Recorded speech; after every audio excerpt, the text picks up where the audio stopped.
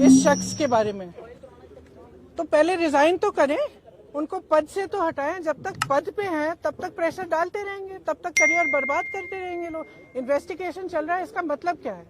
इस्तीफा कोई इतनी बड़ी चीज नहीं है, लेकिन अपराधी बनकर नहीं। देखिए, सीधी सी बात है, इतने जो सीरियस एलिगेशंस हैं इस शख्स के बारे में, तो पहले रिजाइन तो करें, उनको पद से तो हटाएं। जब तक पद पे हैं तब तक प्रेशर डालते रहेंगे, तब तक करियर बर्बाद करते रहेंगे लोग। इन्वेस्टिगेशन चल रहा है, इसका मतलब क्या है?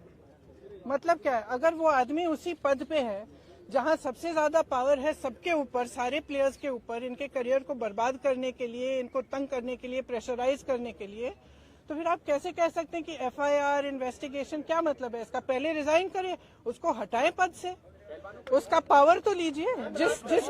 जिस पावर, जिस सत्ता ने उसको इनेबल किया है कि वो ये सब करे, पर पहले वो तो हटाइए।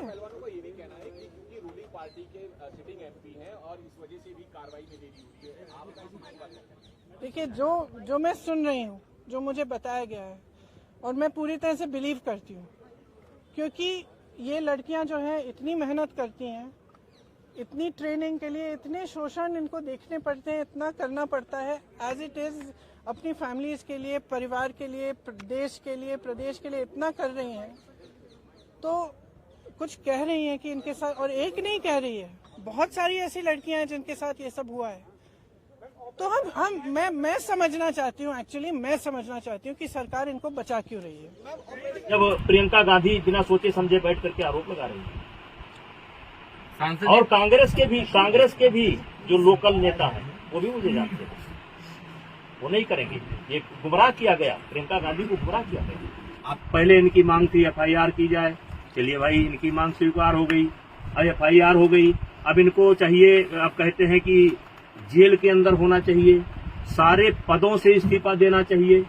तो ये जो मेरे पास, मैं लोकसभा का सदस्य हूँ, ये पद मुझे विनेश फोगाट की कृपा से नहीं मिला है, हमारे क्षेत्र की जनता ने मुझे दे रखा है, और एक बार नहीं 6 बार दे रखा है। 6 बार मुझको दिया, मेरी पत्नी को दिया, और उनकी कृपा पर नहीं है। और कुश्ती संघ का अध्यक्ष पद भी उनकी कृपा पर नहीं है, मैं चुनाव लड़कर के जीता हूँ। और आपके माध्यम से आप सवाल पूछेंगे तो मैं कहना चाहता हूँ, एक ही परिवार और एक ही अखाड़ा क्यों?